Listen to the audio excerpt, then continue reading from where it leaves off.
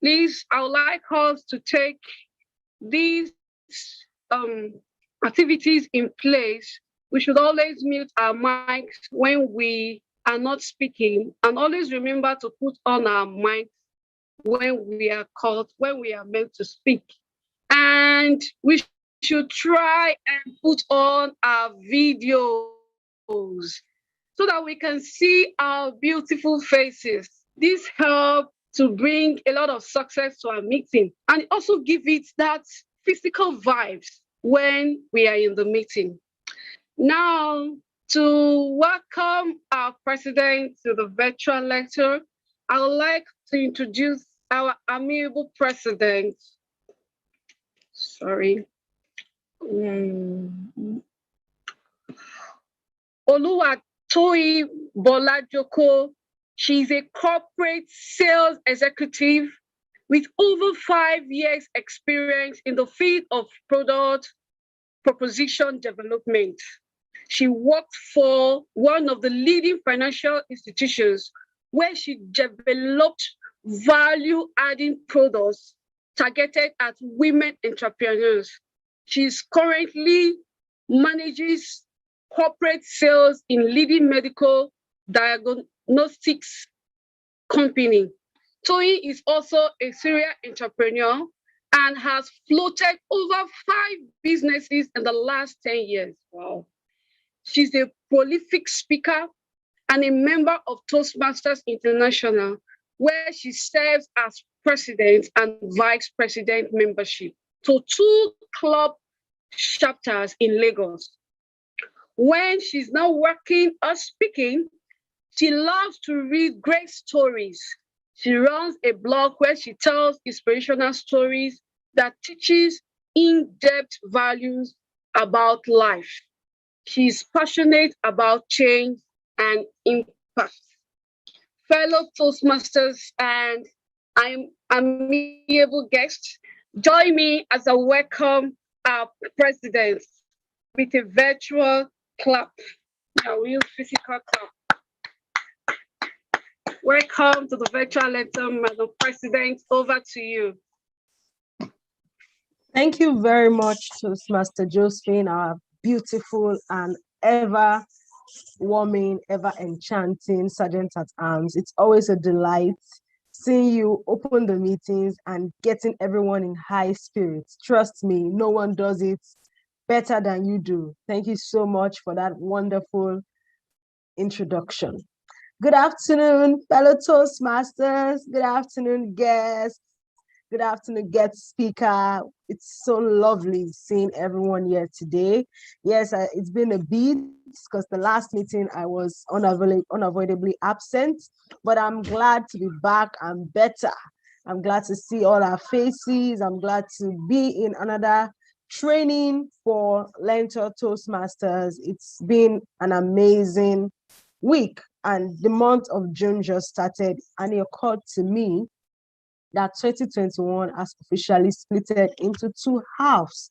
We are almost done with the first half of the year, and we are about entering into the second half of the year. This is such a great privilege to be alive and to be well and to have the ability to enjoy the little things of life. Speaking of life, I'd like us to take a moment to think about ourselves. I know that it's been a crazy week for Nigeria or UAR. It's really been a crazy week with everything happening, from Twitter being banned to the Senate considering a change of name, to the dollar rate that keeps increasing, to the insecurity. It can take a toll on your mental health. And one of the things I like to do when my mental health is being stressed is to count my blessings. I know it sounds like an irony, like what am I grateful for? Some people will say being a Nigerian alone is a disadvantage. Why should I be grateful? But I think that everyone should take out time and look at their lives. And even if you can, itemize the things that you have as a blessing. There's a quote that I like to read. It says, enjoy the little things For one day, you may look back and realize they were the big things. So you have your family, be thankful for that. You have a job, be thankful for that. You can put food on your table, be thankful for that. You are able to even eat the food you put on your table, be very grateful for that. You are able to join a Toastmasters meeting and work towards personal development, be really thankful for that. It's amazing the little things that the stress of this country can make us neglect. But I wouldn't want us to pay so much attention to what we cannot change. Rather, let us focus on the things that we have and really thank God and the universe that we have those things. Because this is the only way for you to be able to have enough strength to push forward and to keep pushing. It comes from the right state of mind. If your mind is boggled, if your mind is stressed out, if your mind is really dampened by the news, you would not be able to do anything right. So let's tell ourselves that amidst the struggles of Nigeria, we would remain thankful. And I'm thankful to see everyone here today. Another thing I'm thankful for is the Toastmaster of the Day. Yes, I'm thankful for the Toastmaster of the Day. And I'm going to read his profile so that you know how thankful I am to have such a prolific and seasoned speaker and amazing personality be our Toastmaster of the Day. Toastmaster Craig Asowade is an English doctor, spelling bee pronouncer, and events moderator. In 2009, Craig was awarded the best student in English phonetic transcription at the Federal Radio Corporation of Nigeria. And he graduated with a distinction after his immediate program in 2016. He's the founder of Craig's Communication Clinic, an establishment that helps children and professionals to achieve proficiency in English communication. Furthermore, Craig is the presenter and pronouncer of Spell It Fast on Television Continental TVC. Interestingly, Craig has earned the Toastmasters Competent Communicator Award, and he is the 2021 District 94 International Speech Evaluation Champion. You can now see that this person... Let me do my own work. You can now see that this person is indeed a personality to be grateful for. Fellow Toastmasters and esteemed guests, please, with a virtual round of applause, let us welcome to the virtual lectern our Toastmaster of the Day, Toastmaster Craig Asowade. The virtual lectern is yours. Wow. What an introduction of heroic and copacetic proportions. Toastmaster Oluwatoyin Bolajoko, thank you most fervently for the unparalleled brilliance of your introduction. Ladies and gentlemen, particularly fellow Toastmasters, welcome to today's moment of learning and reinvention. And if you're a guest, please accept our warmest and congenial welcome to today's meeting. It is fundamentally significant for me to mention that evaluation is inextricably intertwined with the Toastmasters educational philosophy, because it helps us to enhance our personal growth. It helps us to build the excellence of our meetings, and it helps us to upscale the effectiveness of a club. Ladies and gentlemen, having said that, you would be enraptured to know that someone is going to undertake the responsibility to champion that segment of the meeting experience.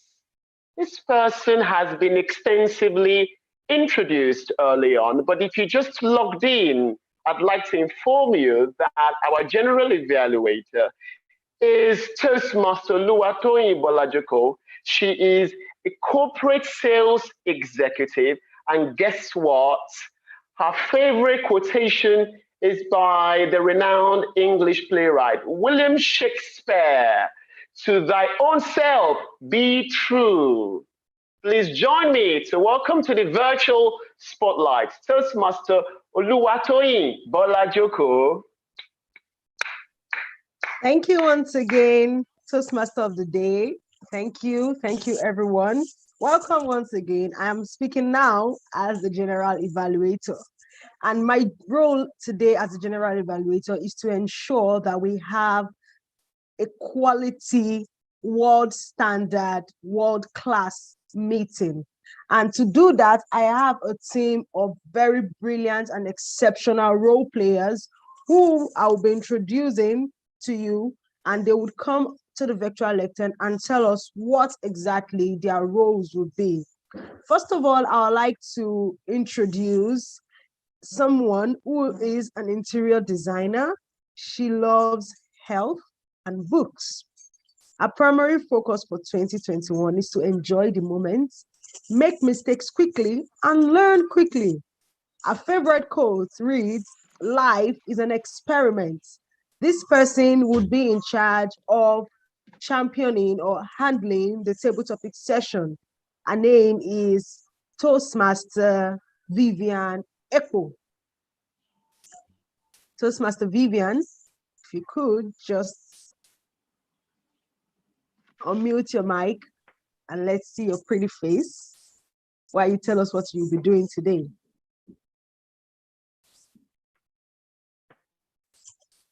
Hello, everyone. Hi. My name is Vivian Echo. Hello, Madam President. I am going to be covering the table topic questions, and I have 5 questions for you. So hello, everyone. Welcome to Toastmaster LEARNTOR meeting. So I'm just going to share my screen now. Oh, just a minute, just a moment. It's not time for the table topics yet. You just introduced. Okay, so just an introduction. So, hello. Yes. Yes, we'll be back. Thank you so much, Toastmaster Vivian. We look forward to a brilliant session as always. Moving on, I would like to call on the listening evaluator to come tell us what our role will be. Oroluwa Musa is a graduate of economics. She's an expert in international education, recruitment, and events management service.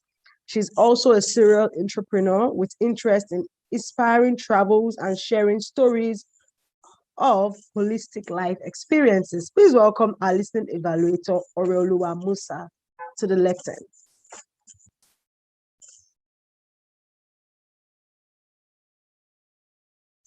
Toastmaster Oroluwa, where are you?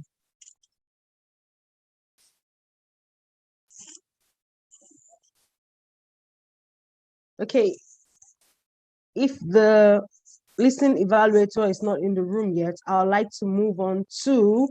She's actually in the room. Okay, is she having network issues? Okay. All right. Can you hear me? Yes, we can. And we can see you as well. Okay. Okay, thank you. So good afternoon, Toastmasters of the day and Toastmasters in the house.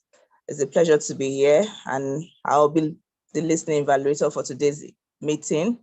I'll be listening to all the speeches, and I'll be coming back to ask questions to know if you actually listen to all the speeches. So thank you very much. Thank you so much, listening evaluator. We'll be sure to listen and ensure that we do you proud. Moving on to the timer. This person is a businesswoman. She loves hard work, integrity, and honesty. Her hobbies include dancing, cooking, listening to music, and shopping. I can testify to the shopping part. Her favorite quote is, "Nothing good comes easy. What will be, will be." Please welcome to the virtual lectern, Toastmaster Josephine Agolo, to explain the role of the timer to us. Oh, thank you. Thank you so much, General Evaluator. Thank you. Thank you. So I'm glad to serve as our timer for today's meeting.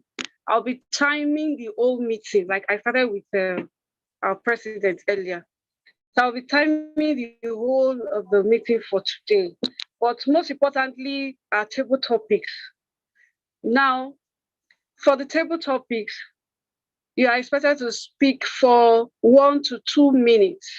Once you've spoken for 1 minute, I'll flash my green card. Once you've spoken for 1 minute, 30 seconds, I'll flash the yellow card. Then at 2 minutes, I'll flash the red card. At 1 minute, 30 seconds, you are expected to wrap up your thoughts and round up at 2 minutes, some few seconds, so that your speech will be among the one that will be giving assessment evaluation. Then for the speech proper, for the prepared speech proper, you are expected to speak for between 5 to 7 minutes. At 5 minutes, hold on, I'm busy, I'm coming. At 5 minutes, you are expected to speak. At 5 minutes, I'll flash the green card. At 6 minutes, I'll flash the yellow card. And at 7 minutes, at that 6 minutes, you're expected to wrap up your thought and round up at 7 minutes, few seconds. That is going to be my duty for today. Thank you so much. Over to you, our general evaluator. Thank you so much, Timer. We look forward to having a timely meeting today. Moving on to the grammarian, who would be introducing the word of the day to us, as well as our role as a grammarian. She is a pharmacist and business manager. She loves reading and watching movies. Her primary focus in 2021 is to grow in her personal life and business. Her favorite quote reads, "The easiest thing I ever did was earn $1 million. The hardest thing I ever did, and it took years, was believing I was capable of earning $1 million." This was the quote by author and entrepreneur Les Brown. Please, let's welcome the grammarian in person of Emiola Adeshino to introduce to us the word of the day and our role. So welcome to the virtual lectern, grammarian. Thank you very much, Mrs. General Evaluator. As the grammarian for today, I will be paying close attention to everyone, listening carefully to their language use, to your word choice, pronunciation, sentence structure, as well as outstanding words, quotes, sayings, and thoughts. It is also my responsibility to select the word of the day, adding one more word to your word heard at each meeting. For today's meeting, the word of the day is copacetic. Spelling is C-O-P-A-C-E-T-I-C, pronounced copacetic. Copacetic means very good or going very well. An example of how to use the word is, I would like to be the first to admit that today's meeting has been quite copacetic. I would encourage everyone today to please make use of the word copacetic. An Englishman will pronounce the word copacetic, but an American would say copacetic. I'll probably like us to use the pronunciation copacetic. At the end of all the speeches, I'll be back to give my report, watching out to make sure you make use of the word of the day and also watching out on your language usage or grammar. Thank you very much, Mrs. General Evaluator. Thank you, grammarian. Indeed, the meeting has been copacetic so far. Thank you so much for introducing the word of the day. Okay, finally, I'd like to introduce our counter. Sorry. I'd like to introduce our counter, who I think would not be available. I just received a message, apologies, that the counter would not be available. Toastmaster Mercy, is there someone else stepping in for the counter? She's there. She's on the call. She's in now. Oh, she's in now. Okay, yeah. Awesome. I'd like to introduce the counter in person of Toastmaster Chinyere Oranugo. She's into business. She's into business. She loves, sorry, please. All right. She loves distinctiveness and open-mindedness. Her primary focus is digital transformation and digital and data analysis. Her favorite quote is, "Easy does it." Please welcome to the virtual lectern, the R counter, to introduce her role. Good afternoon, fellow Toastmasters and guests in the house. Thank you very much, General Evaluator, for the introduction. My name is Chinyere Oranugu, once again. So my role today will be to look at our speeches and the coherency of our speeches. When speaking, sometimes we tend to pause for long times unnecessarily, and sometimes we fill in what we call pause fillers. Pause fillers are words or statements or phrases that does not allow our speeches and does not make for a good flow of our speeches, and it hampers understanding sometimes. So today I'm going to be looking at how coherent our speeches are, how fluent, how flowing it is all through the meeting. And I hope the meeting will be cupatic. Okay, I'll look at the word of the day again. Thank you so much. I hand over back to the General Evaluator. Thank you. I'm so sorry, my video won't be on for now, please. Pardon me. Okay, thank you so much for that amazing introduction of your role. Yes, this will bring me to the end of the introduction for the role players. At the end of the meeting, we will come back to give our reports. Thank you so kindly for staying with us. We hope that the meeting remains copacetic. Over to you, the Toastmaster of the day. All right, thank you very kindly, Toastmaster Bolaji Toyin, and members of the evaluation team for the copacetic description of your responsibilities. For the convenience of our guests, a Toastmasters meeting structurally and in consonance with the Toastmasters learning system is comprised of 3 copacetic segments. The first is table topics, during which time we learn how to speak spontaneously in an organized fashion. The second is prepared speeches. That is a moment where Toastmasters deliver speeches from the communication manuals they're working on. And interestingly enough, we have 1 speech in the offing. The last segment, in my humble estimation, is the jewel in the crown. It is the most valuable portion of a Toastmasters experience, and that is called evaluation. Ladies and gentlemen, guess what? We have a training that will center around the power of your story through storytelling. That is coming up as well. Let's now delve into the first segment of the meeting. That's table topics. Our table topics master has been introduced earlier or early on. Nevertheless, what I want you to know about her is that she's an interior designer and she loves health and books.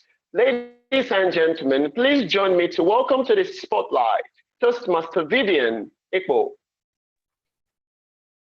Thank you so much for that beautiful and copacetic introduction. Okay, welcome everyone. Thank you for joining the table topic session, and I will be leading this. I am just going to share my screen. Please, can I get access to share my screen? Thank you. I hope everyone has had a copacetic day so far. That is great. Thanks for the thumbs up.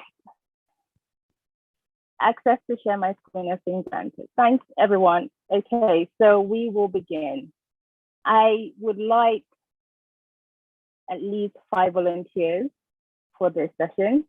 So if you are new or if you are willing to give this a go, it's quite informal. It's not very, the questions pretty straightforward, so you would not stumble at all. So please put your name down in the chat or just indicate by raising your hand. Thank you. And the table topic is a long-standing Toastmasters tradition intended to help members develop their ability to organize their thoughts quickly and respond to an impromptu question or topic. This is quite essential.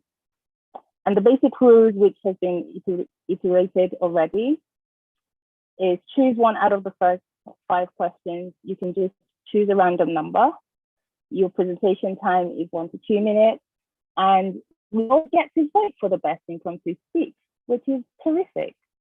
So do we have a volunteer, please?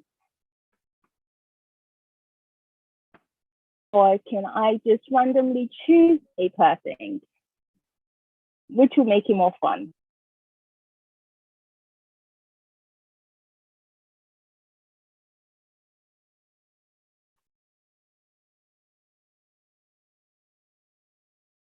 So if you're interested, kindly unmute yourself and just choose any number. Introduce yourself, please, and choose a number. Can you please unmute yourself, please?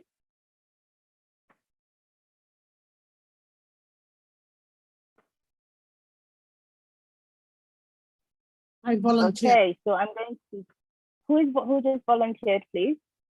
Toastmaster Mercy. Oh, thank you very much, Toastmaster Mercy. Okay, so what number would you like to go for? Like 3. Perfect. And so we have the question. Introduce yourself in summary. Easy, straightforward. Okay. So I'll probably stop you from sharing your screen. So That's fine. In the video. So you can stop sharing. I should introduce myself in summary. Can you stop sharing, please?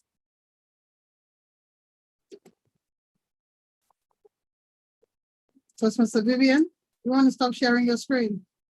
Okay. Awesome.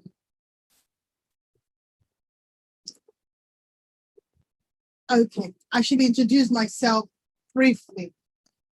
I will do that in this copacetic meeting today. And I love the colors of your PowerPoint presentation. I probably think that's why it has endeared me to volunteer, to just encourage a lot of new members that are present today. My name is Mercy George-Igbafe. I'm a mother, I'm a wife, I'm a Christian, I'm an intercessor, I'm a grandmother, I'm almost 50.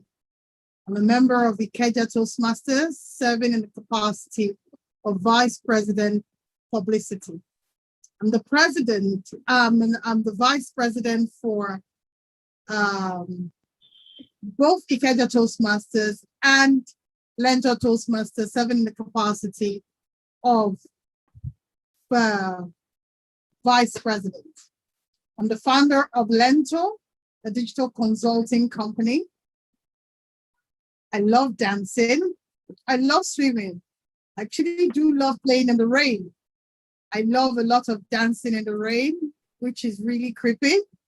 So you see rain pouring, I rush into it and I go and flex because I've got quite a lot of copacetic energy embedded in me. I love to smile a lot.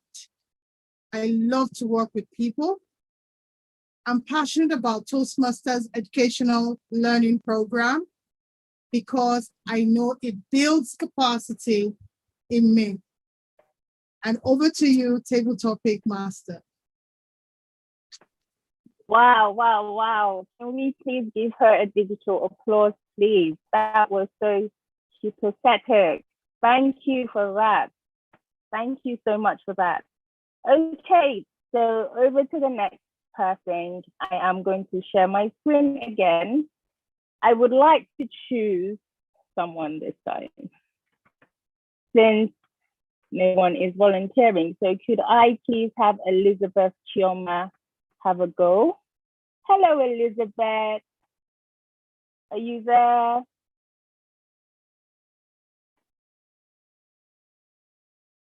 Okay, hopefully she's going to come back and respond. Why not I take number 2? Nice, thank you. Who's just spoken, please? My name is Deji. Thank you so much, Deji. Okay, so you've got number 2. Hello, I'm sorry to cut in here. It was said at our last meeting that DG should not be doing table topics, please. No, that's not Deji. That's not him. See, I'm just Okay, that's not him. Okay, Yeah. okay. All right, sorry about that. So Deji, what's your full name, please, so we can get to know you better? My name is Ayodeji Randall. Thank you so much. Okay, so why did you choose LEARNTOR Toastmasters? I'm so sorry for that. Why did you choose LEARNTOR Toastmaster? Sorry, Vivian. Vivian, you might have to stop sharing your screen so that I can flash the cards. That's fine. Screen stop. Is that a table topic question? Please, yes, please. It is. Oh, excellent. So I proceed. Thank you again for this opportunity. Why LEARNTOR Toastmasters? First question I'd like to respond to is why Toastmasters? People that know me or people that have known me in the past know that I struggled with speaking speech, with combining words together. My words are not copacetic. So I had something inside me, but I wasn't able to bring it out because, again, my words are not copacetic. So I always hid behind things, and I told people who could speak better than me to go ahead and speak. Why I maybe took a leadership role, and I was like, just getting somebody in, like a case of Obuari and Osibajo. So it proceeded like this all through I was from 7 years old till I went to Covenant University. I had roles all through, but I never went on stage. I never went to speak to address people, but because I felt like I wasn't enough. So I had to ask myself a question: why was it that I kept getting roles, and the people see something in me that I didn't see, and why is it that I can't voice them out? So I saw the Toastmasters as a platform for me to actually get my voice out, to be able to share my story, to be able to stand tall in front of people and speak and let them see what I have inside me. Why LEARNTOR? They say birds of the same feather flock alike, and they say great minds meet and assemble together. And I believe LEARNTOR is a place where I could network and meet the kind of minds that I want, that will take me to the level, pretty much the level that I want to get to. And this is the answer to my question. Table topics, Master. Wow. Thank you so much. So much for that, Deji. Can we please give him a round of applause as well, please? Thank you. Well done. Okay, so we need to have another volunteer, or is Elizabeth available now? What about Madam Topics Master? We would love to take 5 volunteers. Notwithstanding, we would not be able to take that in the context of time management. You can take 1 more respondent and relinquish control. No problem. Thank you so much for that. Okay, so do we have just 1 more volunteer? Who will the lucky person be?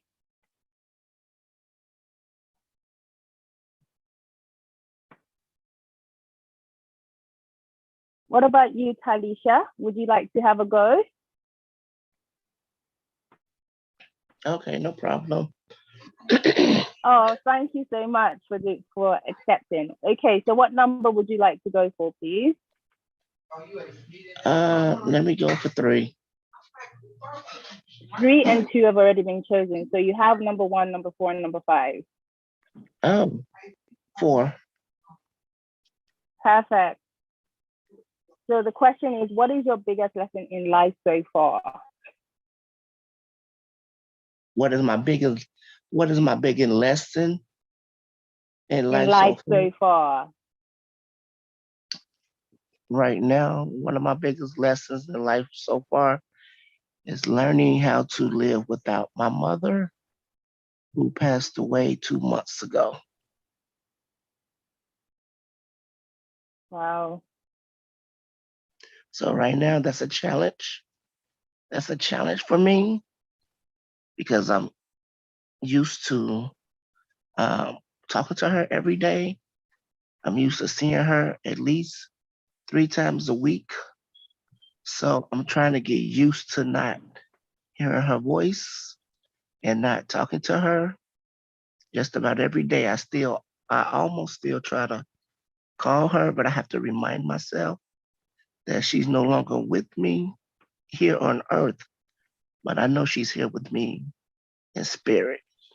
So right now, that's my biggest challenge or my lesson. But besides that, another thing that's a biggest challenge for me is learning how to speak professionally. So that's what I'm working on. Wow, wow, wow. Thank you so much, Talisha, for that sympathetic, beautiful table topic session. Thank you for the courage for coming here and being present in spite of what you're going through. Thank you for pushing. Can we please give her a wonderful round of applause, please? Thank you, everyone, for joining me in this session today. I hope it has been sympathetic. Over to you, TM. Greg. Goodbye. All right, Vivian, thank you most kindly for the way you handled that table topics portion of the meeting. What a copacetic display of leadership competence. Well done. Right, so let's go straight to the timekeeper to tell us how the 3 respondents performed in line with the time allotment. Madam Timekeeper, over to you, please. Okay, thank you so much, Toastmaster of the Day. Yeah, our first table topic taken by Tia Mercy. She spoke for 2 minutes, 10 seconds. Our second speaker for today, table topic, he spoke for, that is TMDJ, sorry. He spoke for 1 minute, 45 seconds, while the last speaker, Talisha, spoke for 1 minute, 18 seconds. Thank you so much. Over to you, Toastmaster of the Day. All right, thank you most kindly. I am delighted to know that all of the speakers performed effectively in the perspective of time management. All right, Toastmaster Saya Baba, how are we going to conduct the voting, please? Are we going to have a poll? Yeah, Tim Craig. Okay, fine. I think the poll is up. Yeah. All right, the poll is up. Please, ladies and gentlemen, let's vote for whom we think responded best to the light-hearted topics questions.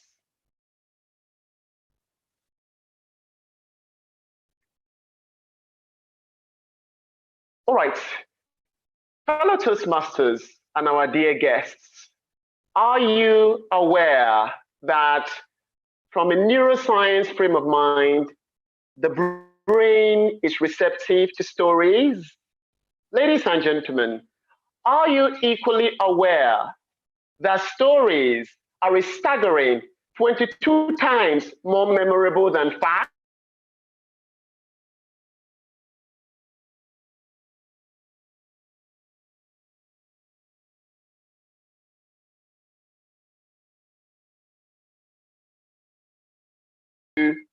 We center around the individual who is going to facilitate this experience is someone who has soared in many dimensions with the great vigor of a splendid golden eagle. I would introduce her briefly. Ladies and gentlemen, she's none other than Mubosi Nuola Randall. She's an entrepreneur, writer, creator, and she is a storyteller. She's the founder and CEO of Touch of a Queen, a fashion brand inspired by the vibrancy of the African culture. Ladies and gentlemen, this accomplished lady has a master's in media studies. Her flair is centered around storytelling that clearly, concisely, and firmly foreshadows narratives of culture, race, empowerment, and business. The whole session, including questions and answers, would last for 30 minutes. Please join me to welcome this copacetic lady, Mobosi Nuola Randall.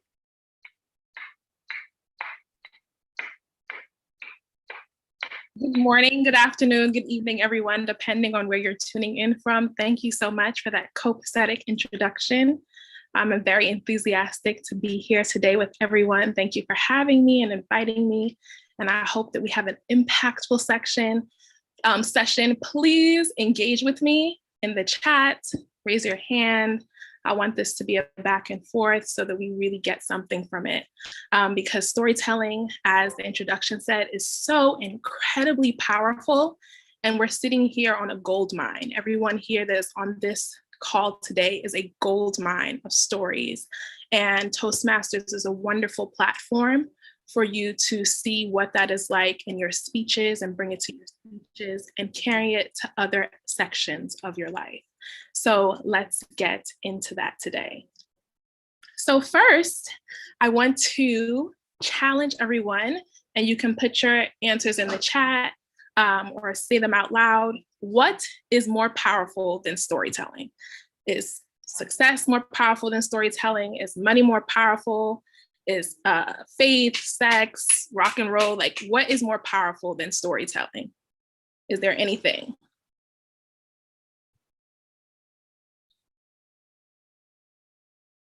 Okay, someone said money. Anyone else? Is there anything more powerful than storytelling? Story is the way of life. Vivian, we're here. Anything else? Anything more powerful than storytelling? Going once, going twice. So I want to challenge living. Okay, living. I love that answer, and I'm going to challenge that answer as well. So please give me some more. We'll give you about 20 seconds left. Anything more powerful than storytelling?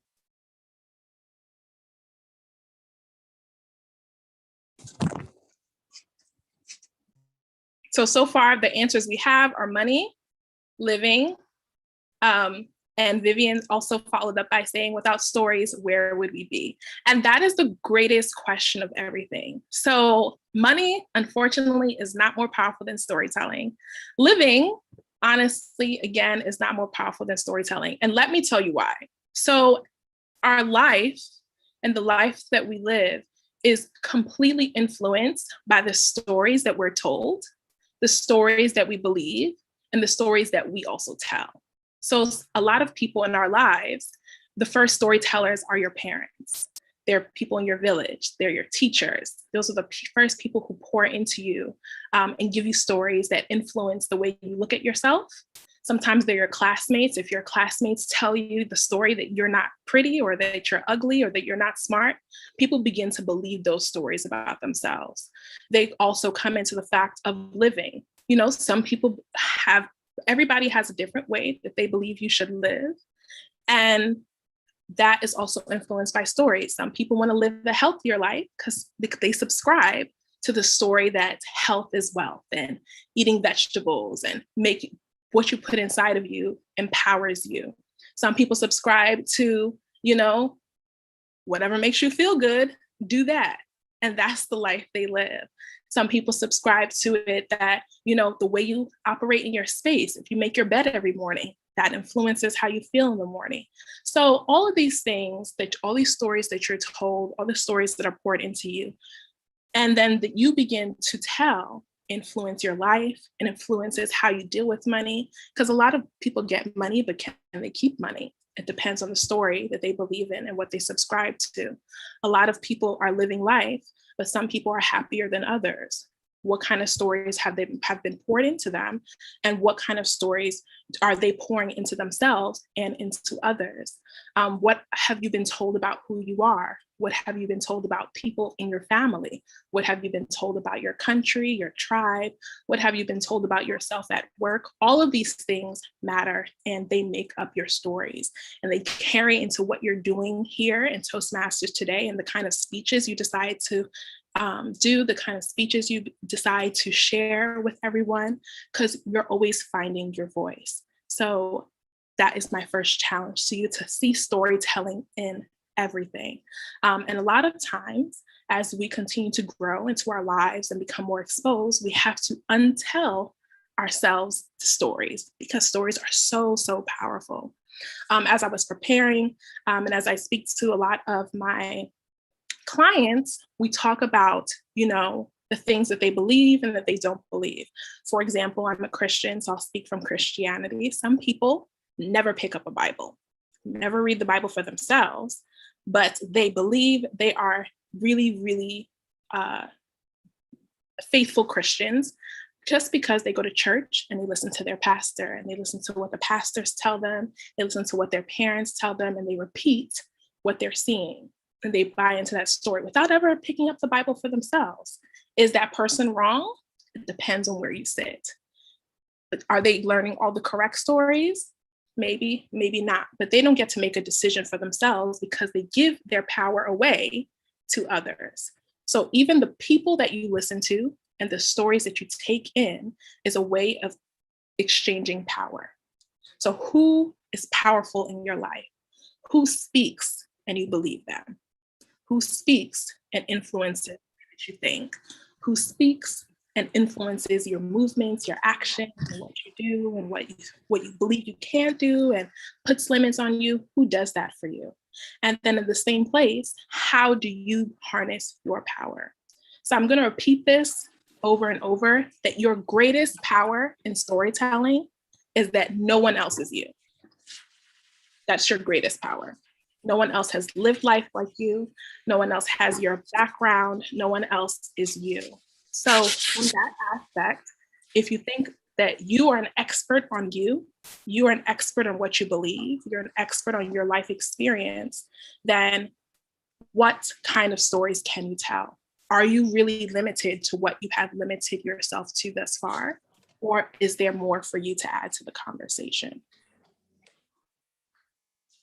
So let's talk about how this carries into your speeches.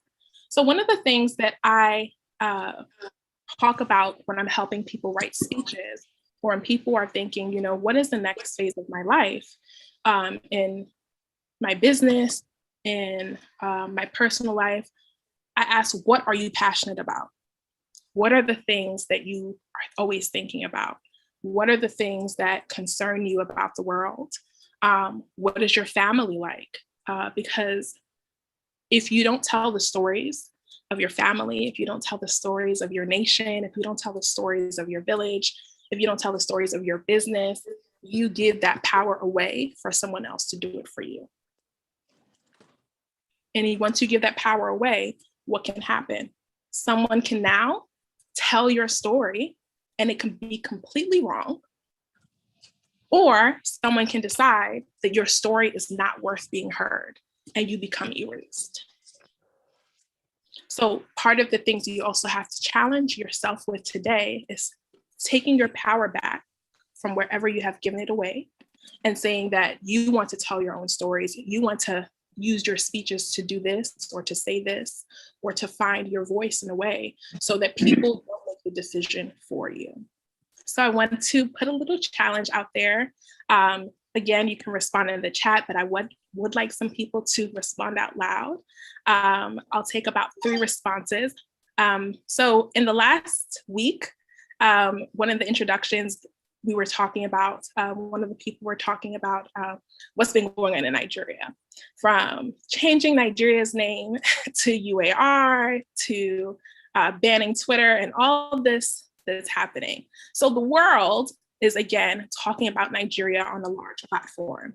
So my question to you is, what is the story that people are talking about Nigeria outside of Nigeria?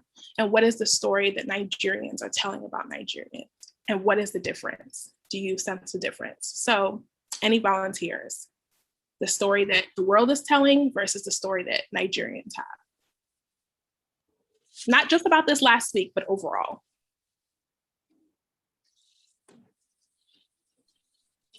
I don't mind going. Okay. My point of view has been different from living outside Nigeria and then living in Nigeria.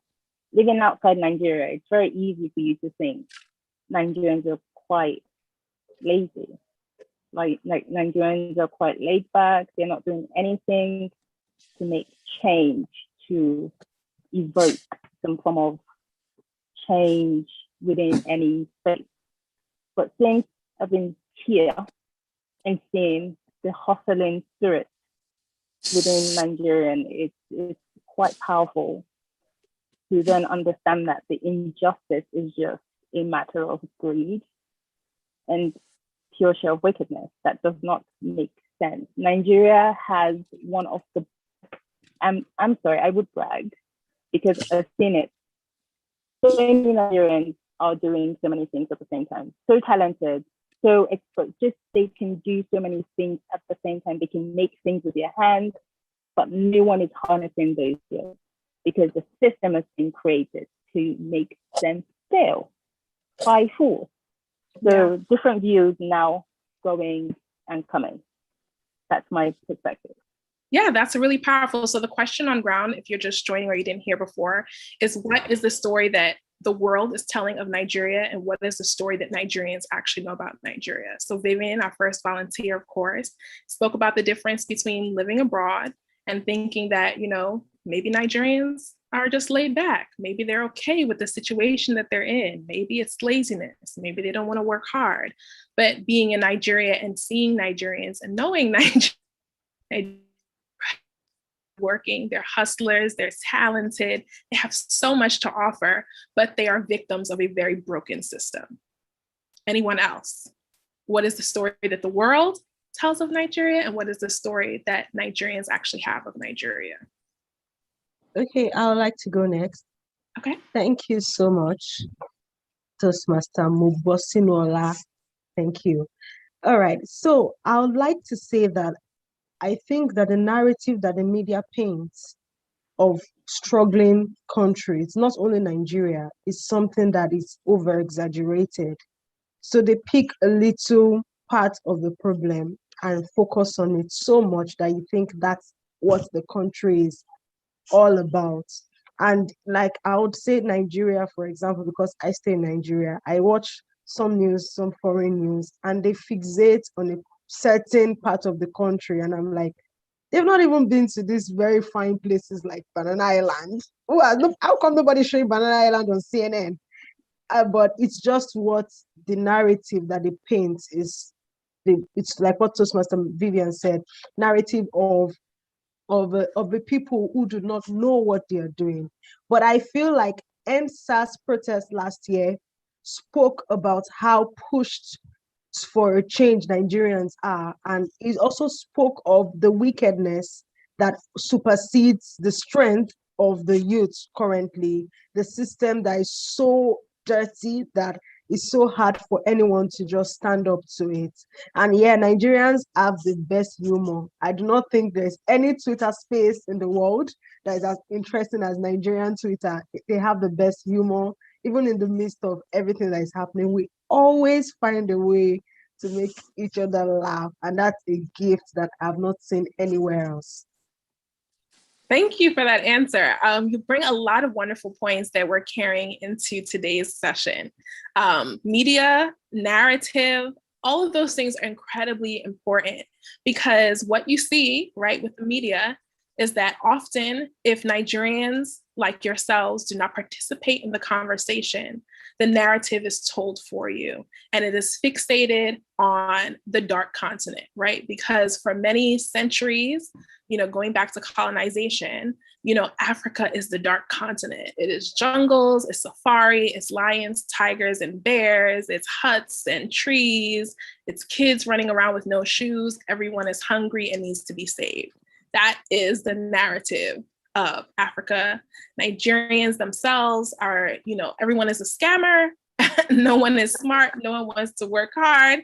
That is the narrative that the media portrays and has consistently portrayed. So a good percentage of the world who doesn't know you, who's never stepped foot in Nigeria, who has no idea that Abuja and Lagos and Banana Island and all these other places exist, just like every other country, and the wealth that continues to go in these countries and how the system affects it, they don't tell that aspect of the story. And so we have narrative where one part is true, but one part is louder. And so the question is, how can you participate in making your side of the narrative louder? Like we mentioned, Twitter, how Nigerian Twitter is, it's a vibe.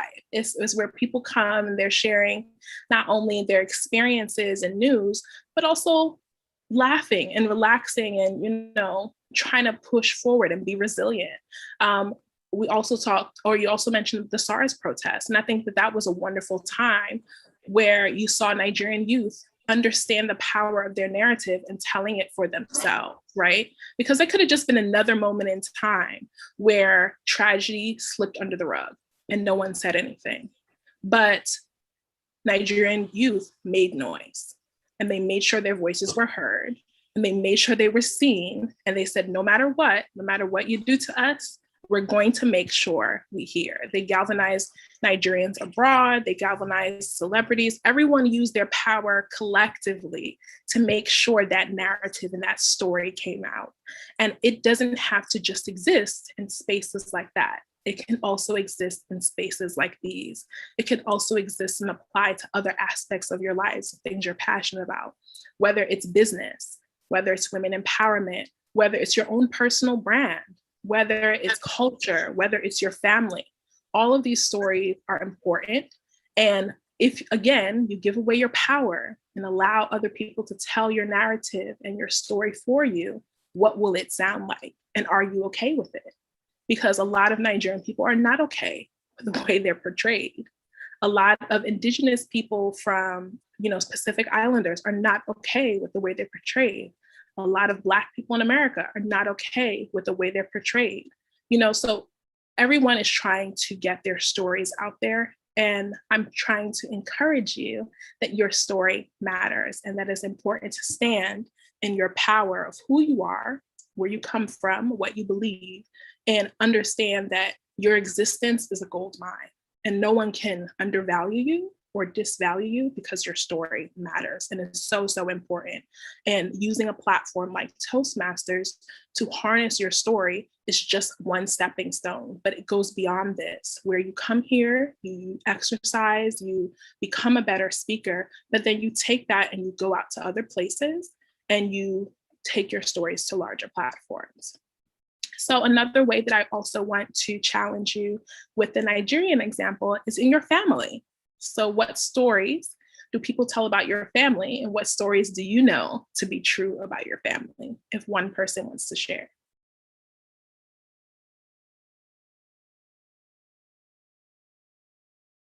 Or about where you're from, where you live now, what stories exist about those places versus what is actually true or that you know to be true. Okay, I'll go. For me, I'm Lagosian, but all I know is pretty much what my parents told me, pretty much. So as I grew older, I found out that most of what they said is all what they knew. I knew there was more. I knew my story from pretty much my great grandfather, which is slave trade, pretty much. Oh, I used to think of my life that I was a descendant from his slave trade, from his slave, but apparently I found out that I might not be. So I mean, there's so many amites, so many assumptions that were made that were carried down to through my generation and passed down to me. And I assumed, and as I grew older, becoming a man, I found out that most of the things were not true. And the stories they've been saying about me or saying about my family, the Randalls, are pretty much being false. You bring up a great point, and that's also another point why, you know, at this stage and where you exist in your lineage, it's really, really important to know what the story is for yourself, right? Because you only know what people have told you, but a lot of times there's much more. And if you can be that opportunity to tell whatever is much more and discover what is much more, the story changes. So I'm even asking you as people, as individuals, you know, once you're gone, what do you want people to know about you? What stories do you want your children to hear and understand about who they are and where they come from? And beyond that, what about the stories that you don't want to tell? You know, everybody has secrets, everybody has things they're ashamed of, but subconsciously, those are also influencing our decisions about what we're passionate about, what we're not passionate about. And understanding and owning all of that is all very, very important, because it just makes you a much more informed storyteller. It makes you a much more informed speech giver. It makes you a much more informed person and continues to give you license and agency to really be in a powerful place and tell your story as it deserves to be heard. So I want to talk about how we have views of what it is going to be like to tell a good story. So a good story has a few elements, or let's say a speech has a beginning, a middle, and an end, or a beginning, a body, and a conclusion. So when you tell a story, that's the aspects that you always hope to bring forward. But the greatest stories have intention. They have you wanting to understand what you want people to get from it. So the most important person in you telling your story is your audience. You as the storyteller, believe it or not, are not the most important person when you tell a story. Because if you tell a great story, if it's packaged well, if it sounds nice, but your audience does not receive it, you have done yourself a disservice. So you always want to think about who are you speaking to, right? The way you tell a story to a child versus a teenager versus an adult versus an elderly person, if it's the same story, it will all sound different. Same if you go to business versus a conversation with your partner versus a conversation with your siblings. It's the same story, but they all sound different. So knowing your audience and honoring your audience when you tell your story is incredibly important because you always want to be impactful. So one of the questions I want you to ask yourself every time you are giving a speech and telling a story is, what do I want people to get from this, right? Because if it sounds good, but you don't know the intention that you're putting forward in your beginning, middle, and end, then you are doing yourself and your audience a disservice. And the ways that you can always gauge how impactful it is by listening and getting feedback, which a lot of times you get here in Toastmasters, but also just being conscious of once you write a speech or you create something, does it actually serve your intention? So if your intention is to tell people about the business you're doing, does your speech actually do that? If your intention is to talk about women's rights, does your speech actually do that? If your story is to tell the story of Nigerians, does your story and your speech actually do that? Those are the questions you're asking yourself all the time. Your intention matters from conception to execution. And also what you want to do is what we've been talking about, that, you know, your powers that no one else has used is be authentic. Be authentic to what you know, be authentic to what you understand, and be transparent about what you don't know, if that is that. But stay true to yourself and don't feel the need to cater to someone or change your story for other people.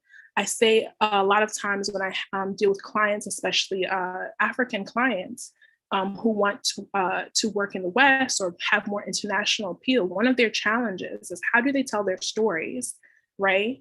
in a way that does have international appeal without sacrificing themselves? And my answer to them always is be authentic. You know, be yourself. People will resonate with your story if it's honest and you put your best foot forward. You do not have to change who you are based on your audience. You just have to be clear about who you are. And that comes in understanding the structure of having a beginning, where it's an introducing who you are, a body where you're going through the meat of what you hope people to get, and a conclusion where if no one takes anything away from your speech, they at least took away your conclusion and a summary of what you brought forward. So a great speech has intention, it's impactful, and is challenging you all the time to bring yourself fully to it. And before I conclude, I also want to talk about themes in your speech and themes in storytelling. If you have some themes that you want to bring forward in your speeches, do that. And themes can be anything from, again, culture, finances, storytelling, movies, travel, food, all these different things. But bring those things fully and expand on them, sitting from the position of where you are, not necessarily saying that it has to be or look like what the next person is doing, but challenging and saying, what do I personally have to bring to it? What does Mobasiniola sound like? And one of the greatest ways you can do that, and this is my last point, is by having a mission statement for yourself. So I want to challenge everyone today, if you don't already have a mission statement, write a mission statement for yourself. And what does your mission statement say? It should compile of who you are, who you want to be, who you want people to know you as, and what you stand for. And one of the things you heard in my bio is part of my mission statement. So I always say Mobasiniola is a storyteller who is passionate about African people telling their stories authentically and owning their own narratives.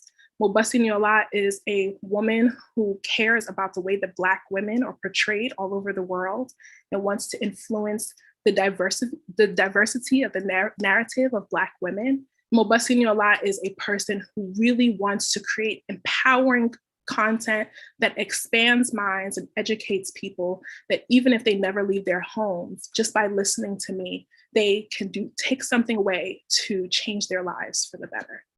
And that's it for today. Thank you. Wow. Wow.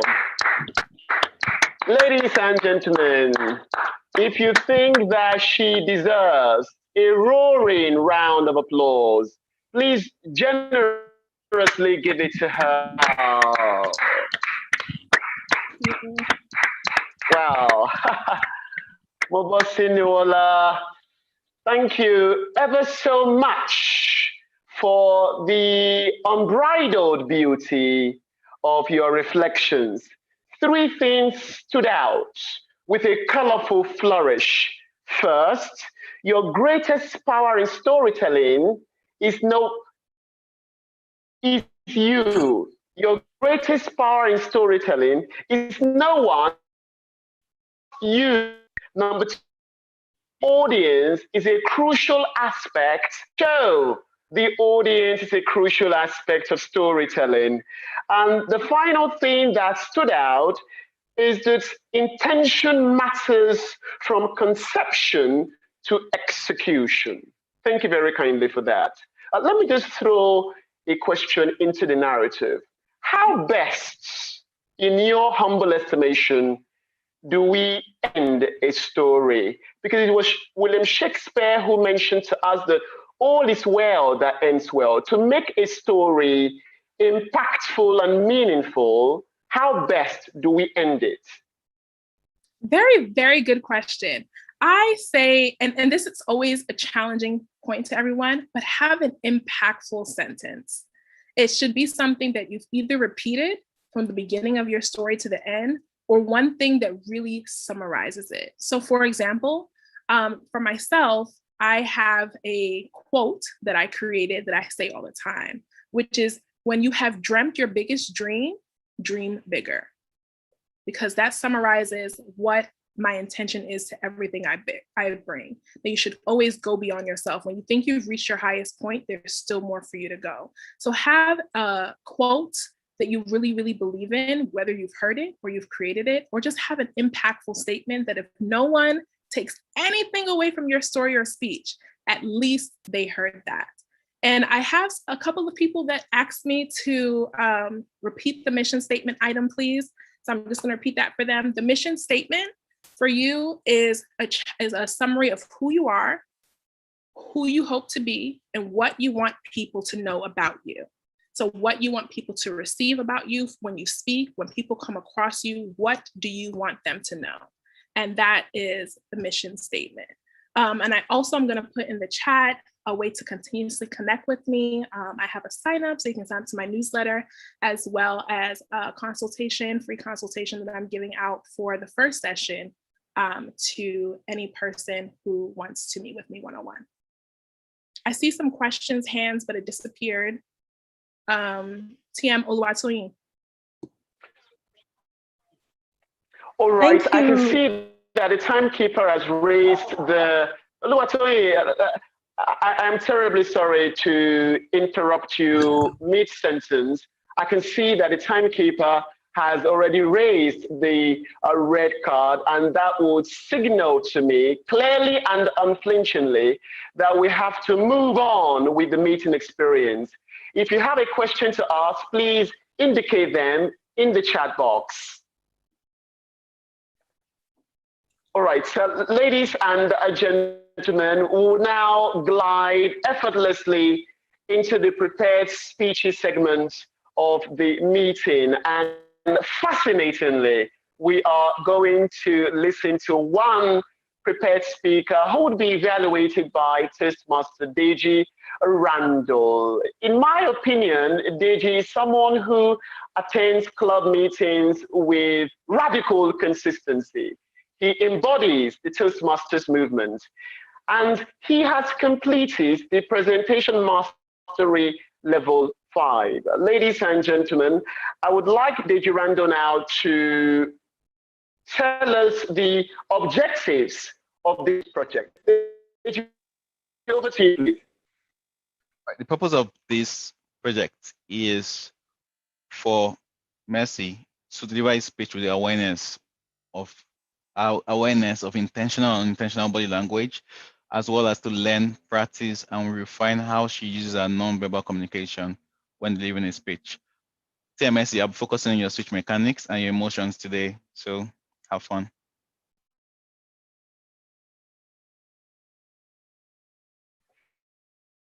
All right, Deji Randall, thank you very kindly for that. That was admirably succinct. Ladies and gentlemen, Alan Rudock, an Irish martial teacher, said something of paramount significance. Your body communicates as well as the mouth. Don't contradict yourself. Has introduced herself. In the interest of those who just logged in, she is a digital strategist and marketing professional. She is a coach, mentor, and guess what? Under her belt, she has a growing community of approximately 2,000 entrepreneurs and professionals.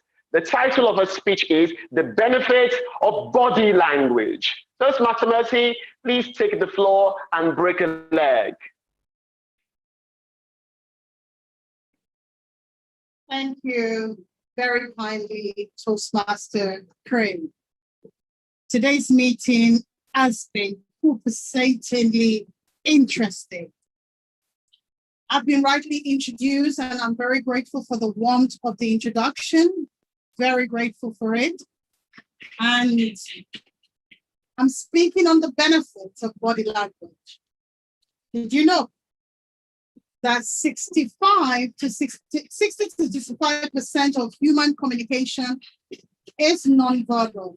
Even when a person is standing, like my physician at the moment, or a person is telling a story, like our guest speaker today.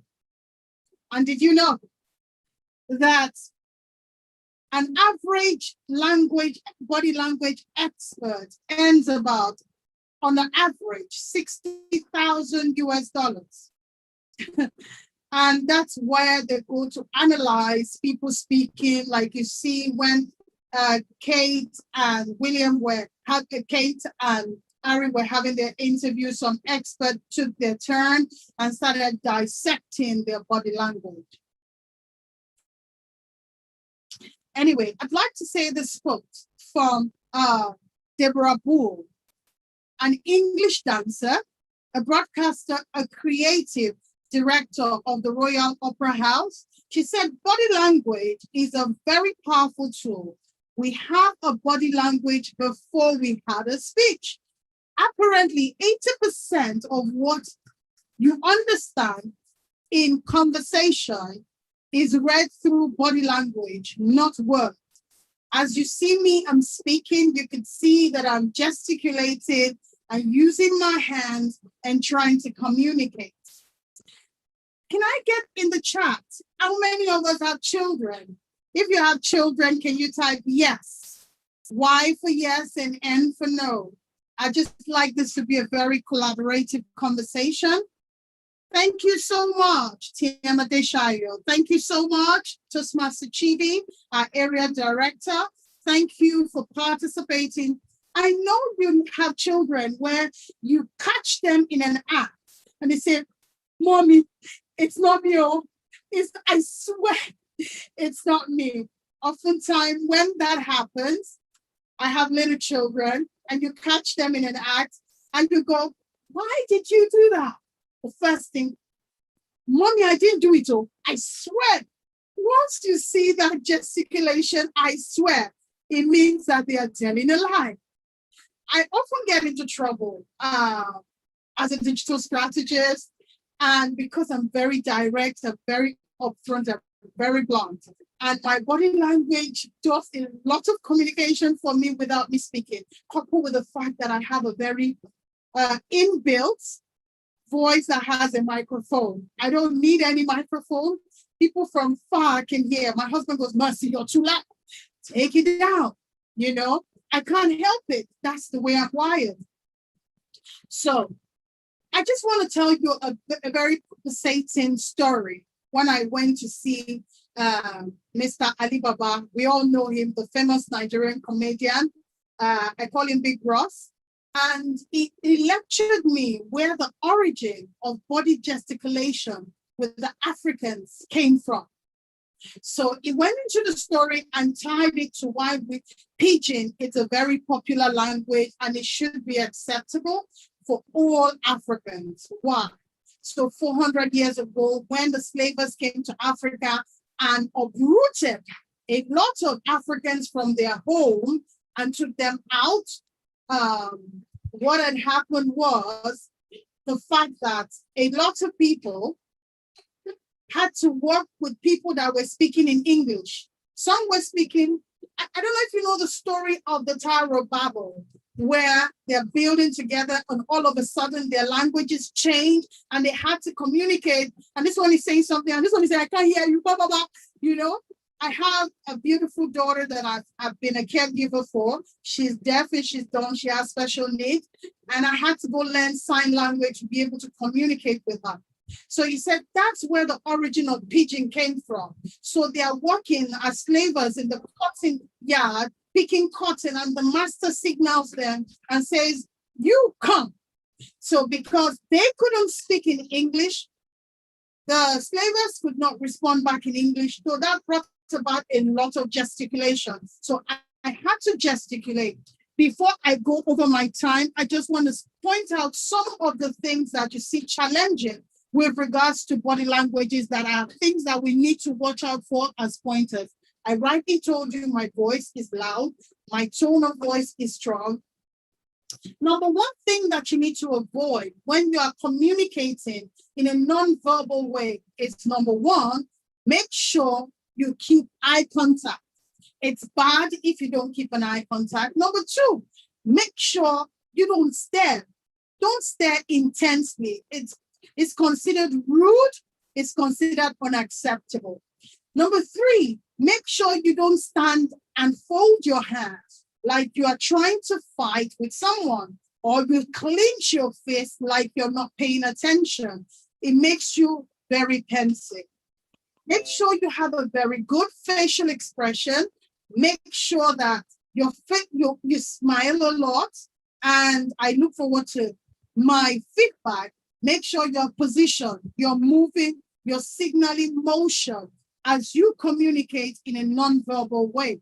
Have a good eye contact, have a good posture, have a good rhythm to the tone of your voice, and that will help. In conclusion, there's an English writer and actor, I'm sure we all know him, Ricky Gervais. He says body language is more powerful than words. So, however, I would like to say this. I want to borrow from the compensating training today and say, Master George-Igbafe, my vision is to build capacity for Africans that are digitally savvy, good communicator, either verbally or non-verbally, and are able to express themselves. Now, the big question for you is, how do you want to be known when you communicate? Do you want to maintain a rhythm? Do you want to have a good posture? Do you want to maintain a high contact so that you can have good success? And over to you, the Toastmaster of the day. And I take control from you, Madam Prepared Speaker. Ladies and gentlemen, let's give Mercy a rousing round of applause. And if your video is off, give her the thumbs up. Mercy, well done. Right. I learned from your speech that to have copacetic body language, you need to have eye contact. Don't fold your arms. Have warm facial expressions. Have a good posture. Thank you very kindly for those tips, Toastmaster Mercy. All right, so ladies and gentlemen, I am inclined to inform you that we've come to the June of the anatomy of a Toastmasters meeting experience, and it is fondly called evaluation. Do you know why? Evaluation helps us to enhance our personal growth. Evaluation helps us to build the excellence of our meetings. Evaluation helps us to build the effectiveness of our club. And this portion of the meeting would be anchored or moderated by the general evaluator. Ladies and gentlemen, with a ripple round of applause, please join me to welcome back to the spotlight our general evaluator, Toastmaster Oluwatoyin Bolajoko. Thank you so much, Toastmaster of the Day, for this copacetic introduction. The meeting has been amazing so far. I have learned a great deal about storytelling and changing the narrative. The power indeed lies in our hands. It's been an amazing meeting, and my team and I would love to give our evaluations as it should be in the Toastmasters meeting. I'd like, first of all, to call on the table topics evaluator to give us the evaluation of the table topic speakers. Our table topic evaluator is a communication consultant and managing partner at iParadigm Consults, an organization that offers professional training in communication and capacity development. He's been training for over a decade now. Aside from communication and capacity development, he owns an animal husbandry farm, also called Coma Griggs Farm, and he offers consultancy services for those interested in the farming business. He is a public analyst who has featured severally on television and radio interviews, is a member of the Nigerian Institute of Public Relations, a member of the Advertising Practitioners Council of Nigeria, is an alumnus of Faith Foundation Business School, is an astute public speaker, a teacher, an activist, and a serial entrepreneur. And one thing I love about our table topics evaluator is his voice. He has a deep baritone that could melt the hardest heart.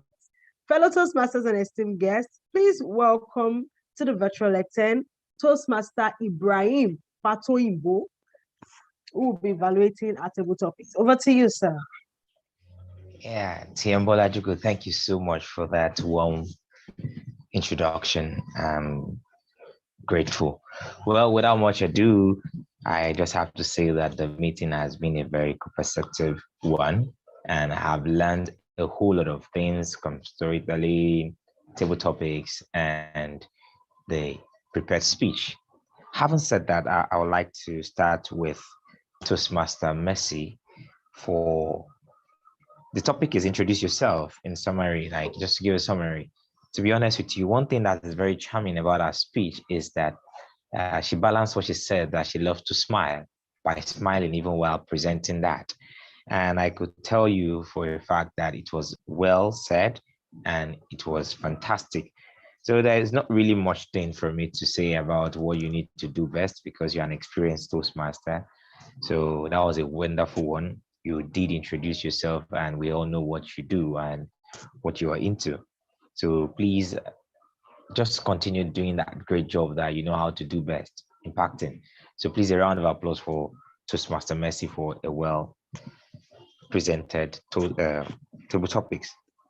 Having said that, I would like to also evaluate and talk about Toastmaster Digirando. I so much enjoy him. He's, you know, I will like that. I don't just want to go into talking about him, but he's always calm and collected anytime he wants to speak. And one thing I enjoy about this presentation of the table topics is when the question was, why did you choose LEARNTOR Toastmasters? And he responded back and say, why not Toastmaster? That's from an experienced Toastmaster, because a lot of people don't know that even on table topics, you had the liberty when the table topic master asks you a question, you can even go and come from your area of and his presentation was is sharing of personal experience. It's so delightful sharing his personal experience and giving what I call psychological proximity, meaning talking about Buhari and Oshibadu in secondary school, like having somebody to just corroborate whatever you are doing or just to help you. And he concludes the speech by saying he's joining the LEARNTOR Toastmaster because birds of the same feather flocks together. So that was a very fantastic one. I appreciate you and I salute your presentation. Again, it was a perceptive one and I do my cap for you. Well done. Last but not the least is Toastmaster Talisa, I beg your pardon, I didn't get that correctly. So what is your biggest lesson? Immediately she said that learning how to live without my mother. As a communicator, if you say that to people in an audience, immediately you've arrested their attention and you share your personal experience too. So it was a very fantastic one and a very emotional table topics. So we are aware of your mom that is late, and I used to spin down to say, may I again to rest in peace. In all, you did fantastically well, and you made your point. So well done. So that's just my evaluation about the table topics. Everybody did wonderfully well. Thank you. Thank you.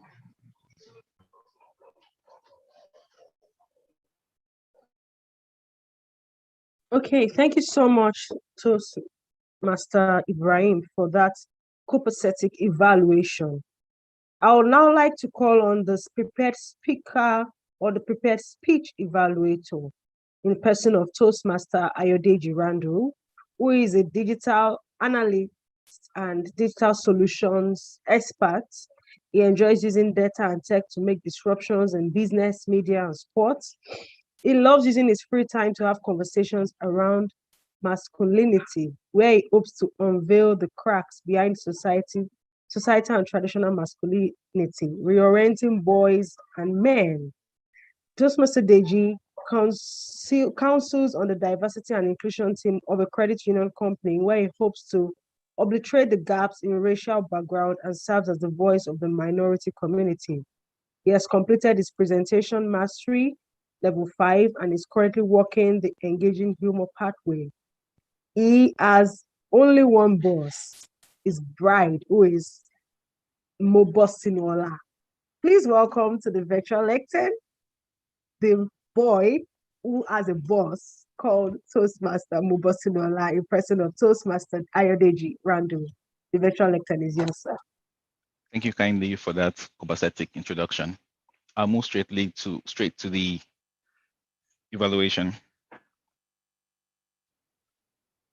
Toastmaster Messi, my goal pretty much was to watch you move your body pretty much and see how your body communicates to everybody. And I think that you did a good job. The things I really liked about your speech, and I want to point out now, was number one, the way you were able to enlist your points. For example, when you said that there are things you should watch out for, you enlist some things. Keep eye contact, don't stare, fold your hands, and you're able to, do all the stands and everything. And I thought that was excellent.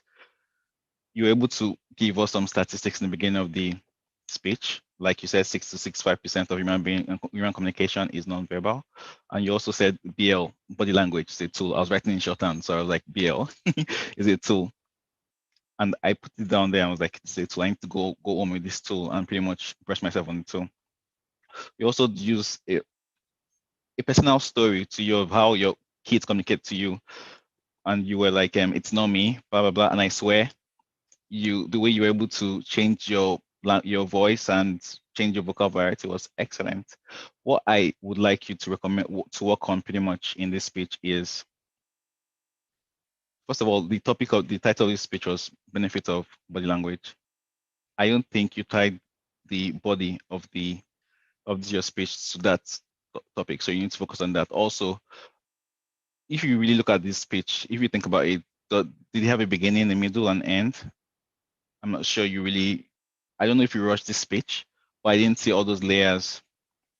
My goal here, I'm not going to read it here, is to ensure that the speaker is aware of our intentional or unintentional movement.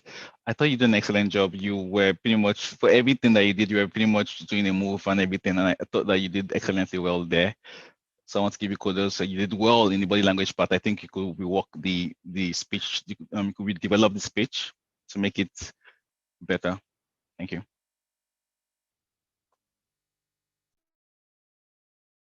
Thank you so much, Toastmaster Deji. Now we'll move to the evaluation of the meeting proper. And to start, I'd like to call on the grammarian to give us our report. Toastmaster Emiola Adeshino, the virtual lecture is yours. Thank you very much, Toastmaster Oluwatoyin. This was indeed a copacetic meeting.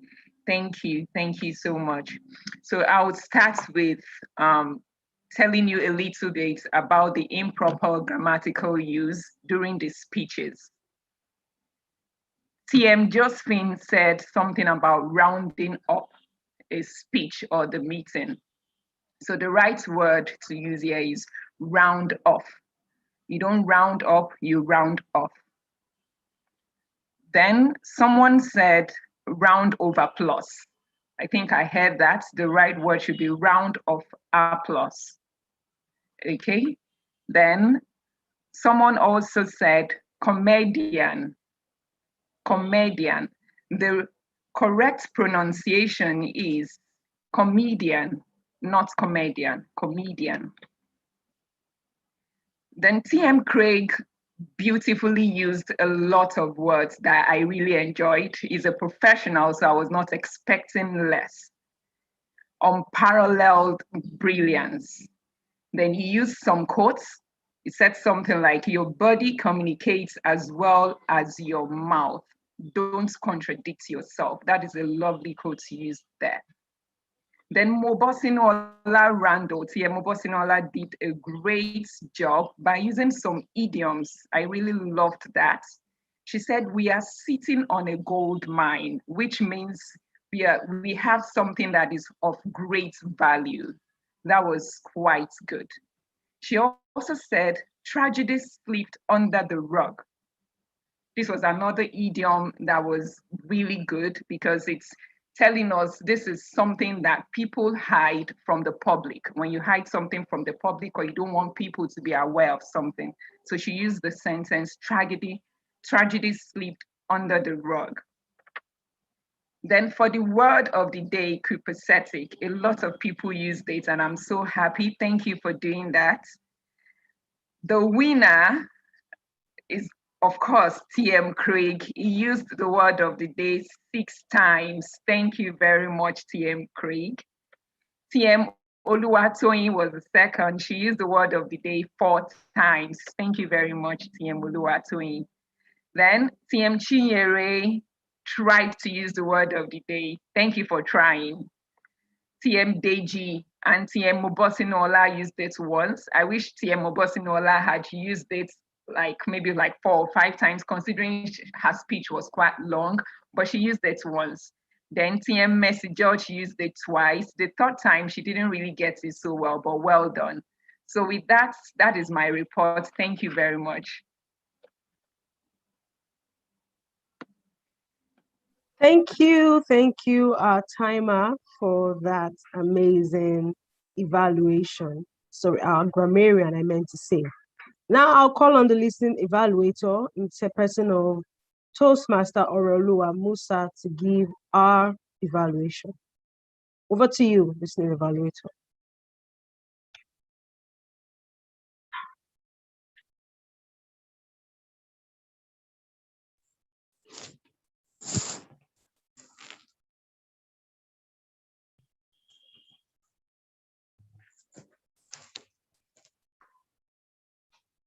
Thank you very much.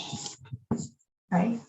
Thank you very much. Sorry, I can't switch on my video now. The internet is fluctuating. Thank you very much for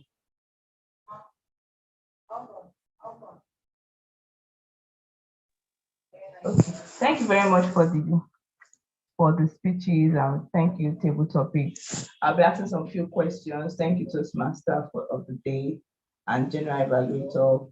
I will be asking some questions to confirm if we listen to all the topics.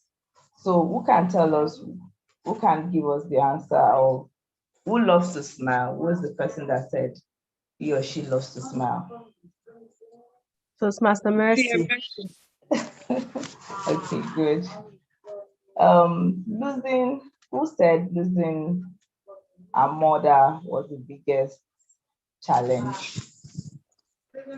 Toastmaster Talisha. Random. Talisha, random. Oh, sorry. That's Talisha, sorry, not random. No one else is you or has your background. Who said that? Toastmaster Mobosinola. Or guest trainer. Okay. Body language is important. Who's touched on that? Toastmaster Mercy. Okay. So obviously we all listened attentively. So give ourselves a round of applause. Just one round of applause. Good. Thank you very much. Looking forward to us improving on our listening skills. Thank you so much. Next, I would like to call on the accountant to give us our report. Toastmaster Chinyere, the virtual lectern is yours. Thank you very much, everyone. Indeed, it's been a copacetic meeting, and we've come rounding off gradually.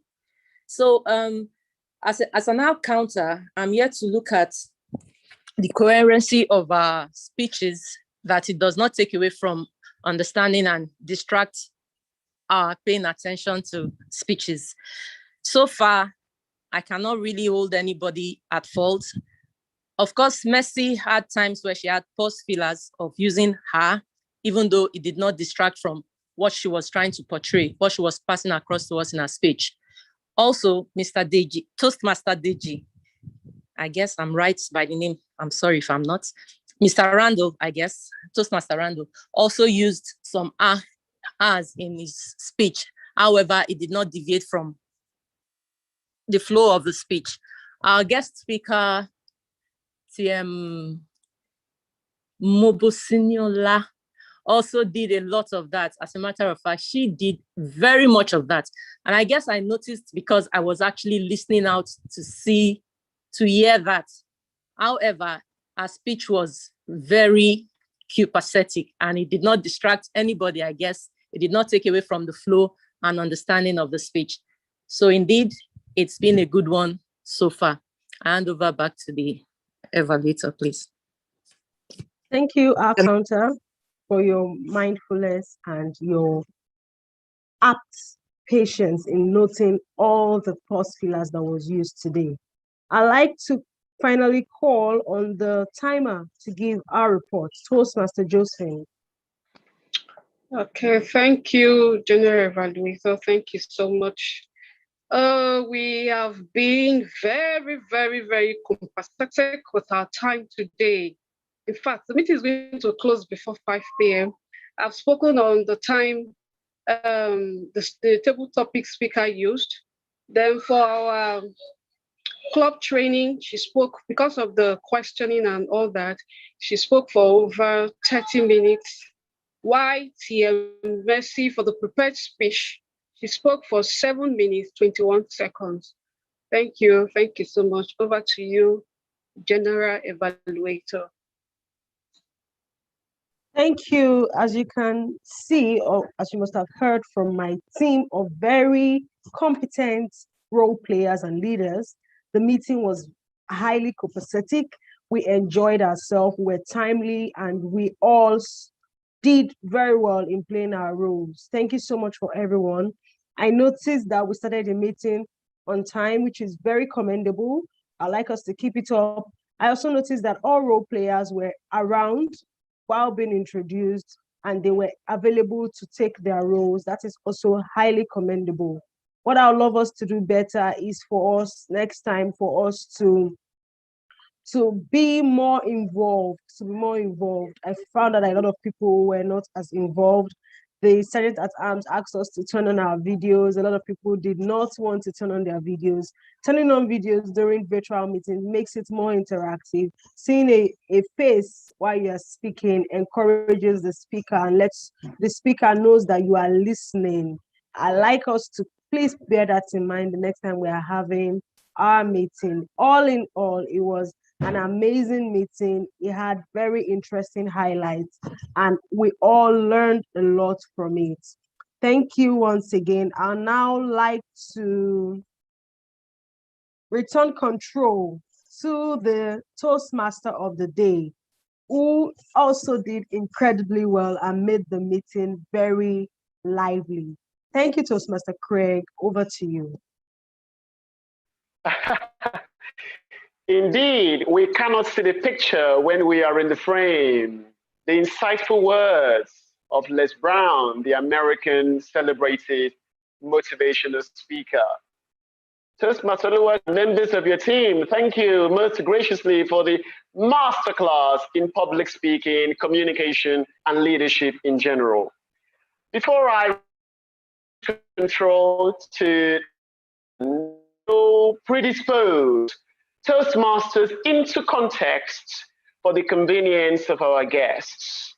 Toastmasters International organization that planned to exist on the 22nd of October, 1924.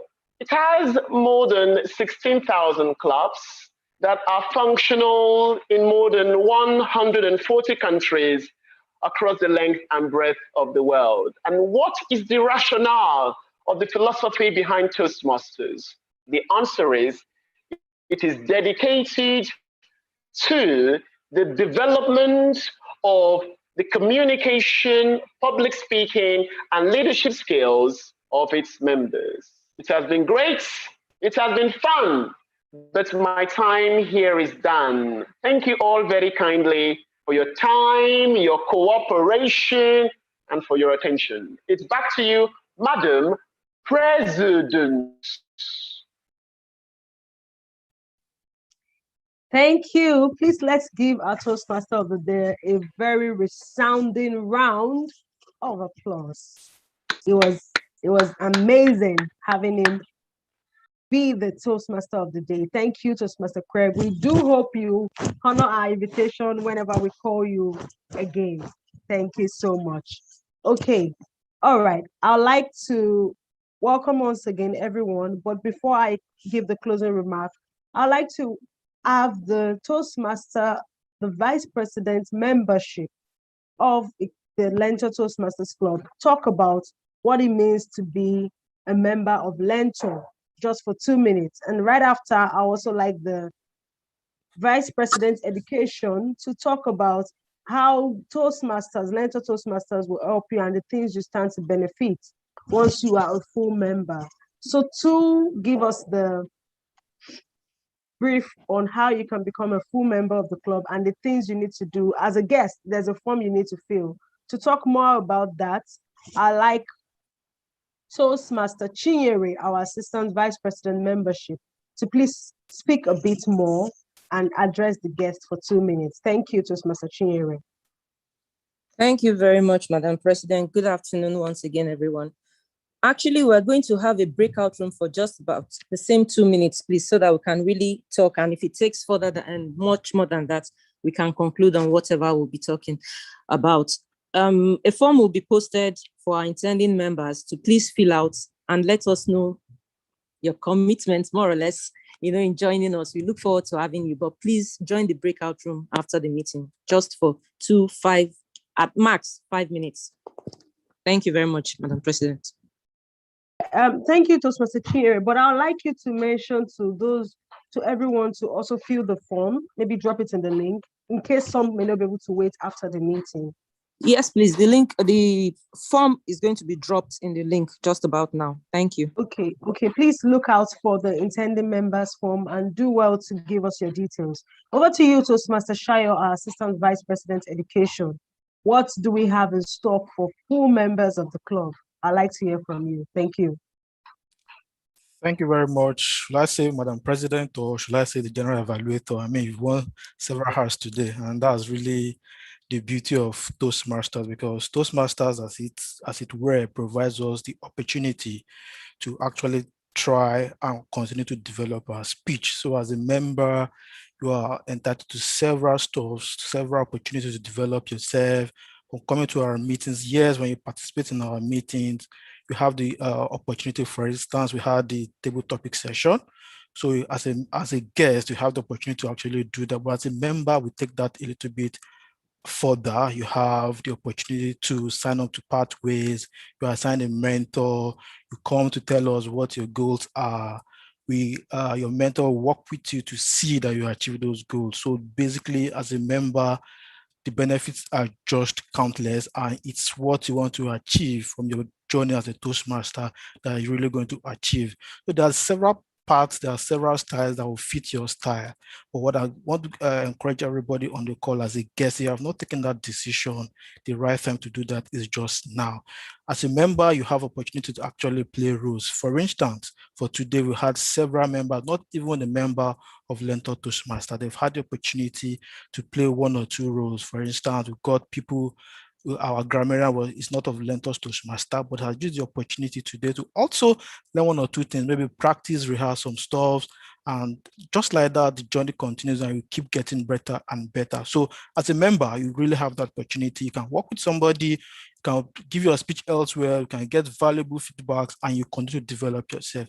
So I'd like to encourage everybody to please take that bold step today and sign up. Maybe when you engage the VP membership, you can ask some questions, and I'm sure they'll be very happy to take those questions and give us very, very, very bespoke answers that will just meet you at your needs. But to take it a step further, if I hand over to the General Evaluator or my President, is you can use opportunity, you can use our meetings to actually play roles. So for instance, today we've had listening evaluator, we've had we had a timer to actually monitor the time or the timeliness of the meeting and how you play your roles and all that. So we're going to be posting a form, a link to a form for us to actually show us, for us to indicate what kind of role you want to play. Do you want to be the Toastmaster of the day? You want to have that spiffing performance like TM Craig had done today? You've got the opportunity to actually do that. So is the general evaluator. You want to learn how to give feedback at work. So you want to use this platform to actually learn how to do people constructive feedback. Yes, our meetings gives you the opportunity to be able to actually do that, practice, and continue to get better. So I'm going to post the link now, and I encourage all of us to drop the details. When you fill the details, we'll work with you, coach you on how to deliver on those roles. Some of us, when we joined, when we had to pick up all those roles, we just had to just learn on the road. And I can tell you we've done well, and we've actually learned on the job. So, and that's basically what LEARNTOR Toastmasters is all about. We give you the opportunity to develop yourself. So thank you very much. Just watch out in the chat box. I'm going to post the link now. Fill in the role you may want to play with, and we're going to work towards preparing you for that role. Thank you very much, my general evaluator.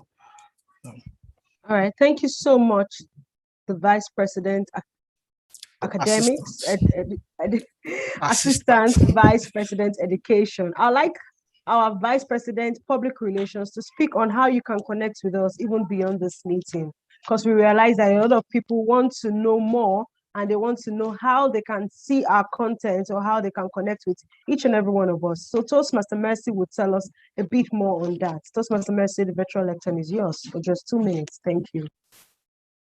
Okay, I probably need like 30 seconds. Thank you so much, General Evaluator and our President. So LEARNTOR Toastmaster is on all social channels, Facebook, Twitter, YouTube, and Instagram. Today's meeting was multicasted on LinkedIn, on Facebook, on Twitter. So please do kindly follow us on all this channel and help us to amplify. Invite your friends. Toastmaster is one of the best platforms in the world where you can learn soft skills without paying a dime. You learn how to speak by speaking. You learn how to lead by leading.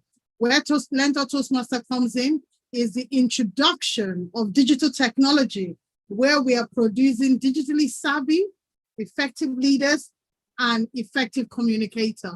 Please follow us, help us to share the content. Today's training, which was amazing. Please, if you came late, go back to our social channel and watch it. Thank you so much. Over to you, the General Evaluator. Thank you. Thank you very much, my very esteemed and highly competent executives. As you can see, LEARNTOR is a place to be. It's a place of constant learning. The learning does not stop.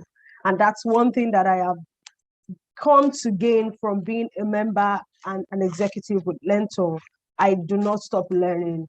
It's the fact that you can translate all the lessons you take from Toastmasters and apply it to your original or real life, your jobs, your interactions with your clients, your life, your family, interactions with your children.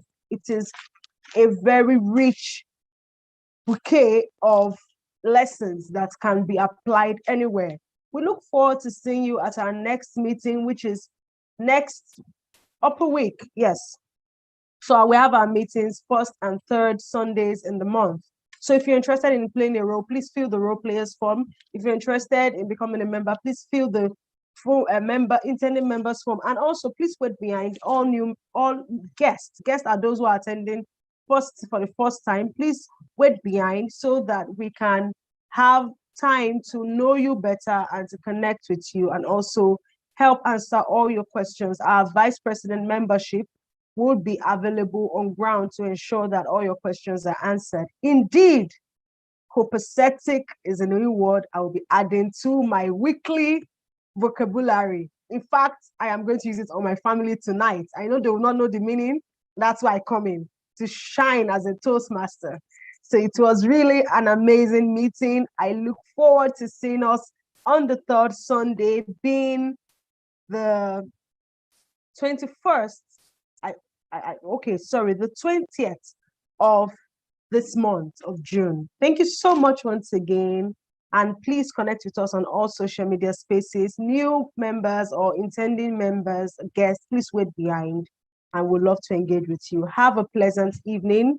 We would like to take a picture, right? Yes, please. And this So- Toastmaster, if anybody have a question for the guest speaker, she's still available. Now the floor is open to everybody. If we can turn our cameras on so I can take a good picture that will be posted on our social, that will be most appreciated. We appreciate our area director for being on call today. Yeah. Yes, the videos, please. Thank you. Anybody coming on?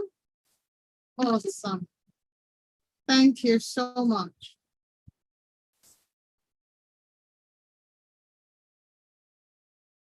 Thank you. Thank you so much, Toastmaster Mercy. And thank you once again, everyone. Have a wonderful evening. Okay, for the breakout room, Mr. President. Breakout room is open. So if you're a new member, kindly join us in the breakout room. Okay. I would like to log off from my system. I have low power. I'll join on my phone shortly. Okay.